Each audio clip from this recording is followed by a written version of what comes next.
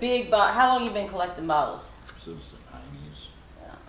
Hey, you here at Max's Junk. Welcome to our second episode of Max's Junk. Max here, Max there, Max everywhere, and let me introduce you to my host here.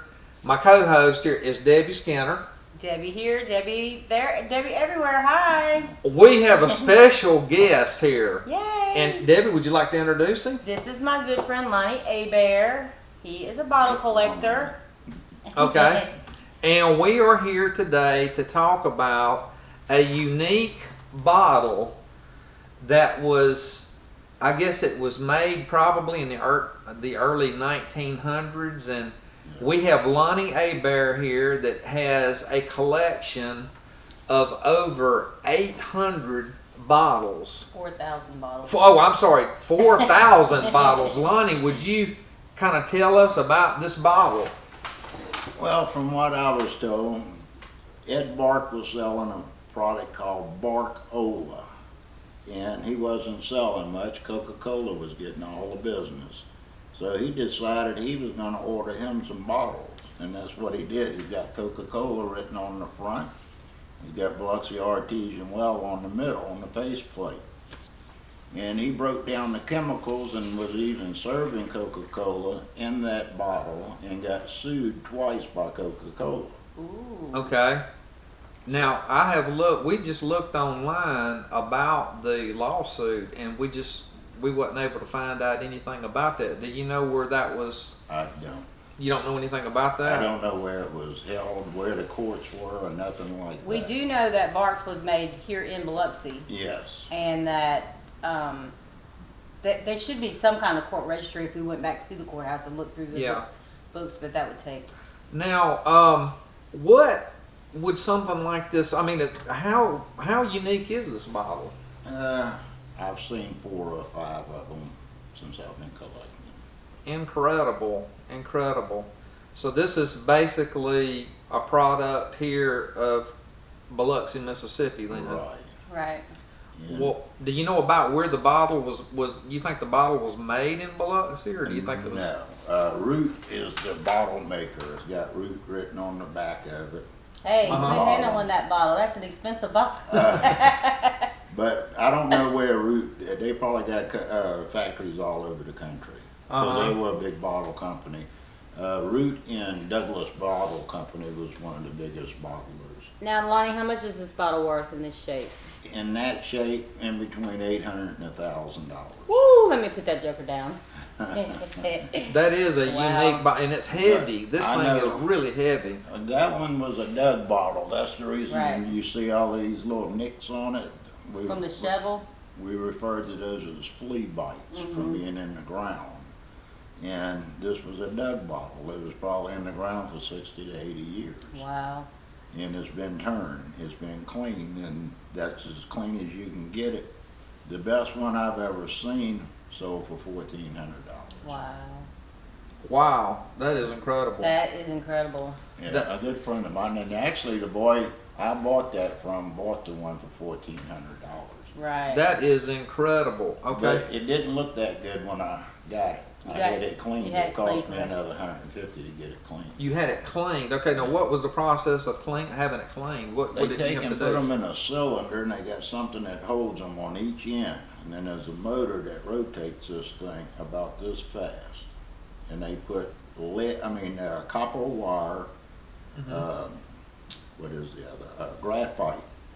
And it's inside the bottle and outside the bottle. So as it turns, that stuff just keeps washing over. And then on the inside, it does the same thing. And what they do is they take electrical wire and they cut them about the size of a BB. And if you know when you cut wire, it does this on the end. Well, that's what gets down in the divots. Okay. How long does that take to clean? 3 days. 3 days. Wow. Because it turns about the speed of a second hand on a clock. And it came out looking at it. It looks really good though. It really does look. Yeah, but really you would have seen the one that the guy bought before that, you would kind of just throw that to the side because it was crystal clear. We're not going to be throwing this little bottle to the side. But anyway, this is a unique bottle, and it's part of Biloxi history. It is definitely part of Biloxi history. And you were telling me something about Coca Cola that I didn't know. Well, Coca Cola was first sold in Vicksburg, Mississippi, For the first time. for the first time. Right. And No, actually, I gotta correct you there. Coca-Cola was out of Atlanta. Yeah. There was a guy of, what's his name? Edenbine or something like that. I can't pronounce it correctly, but he had a candy store in Vicksburg. And he decided he was the first person. Coca-Cola didn't bottle the first soda drink. Right. Edinburgh did. Amazing.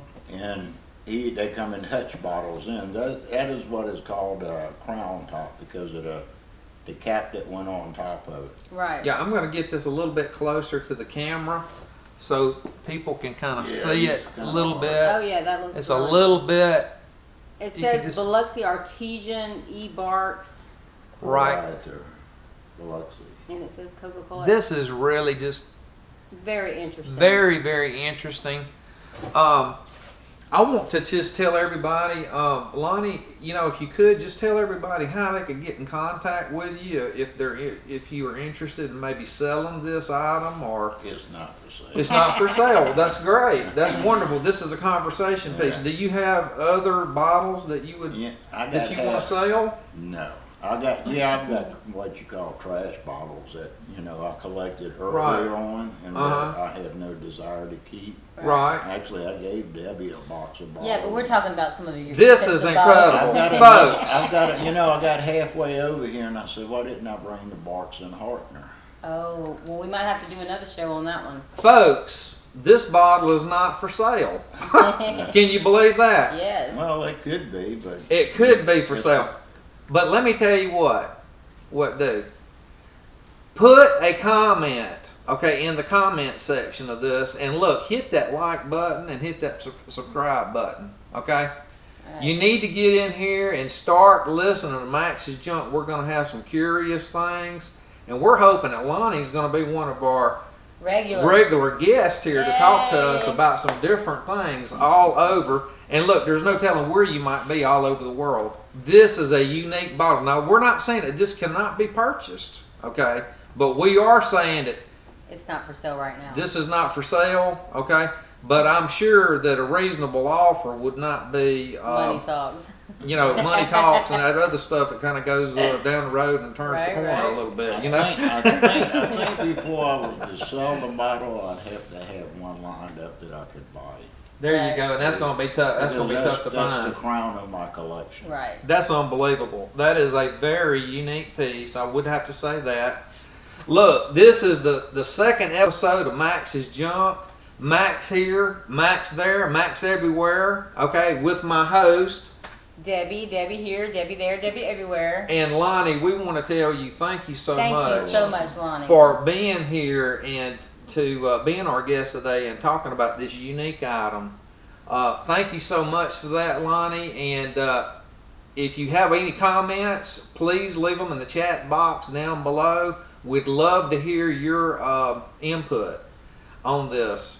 To all you Coke or you collectors out there, till next time. I thought of the guy's name. Biedenheim is the guy that first bottled Coca-Cola. Okay. Okay. Wonderful. All right. We appreciate it. And thank you so much. Bye.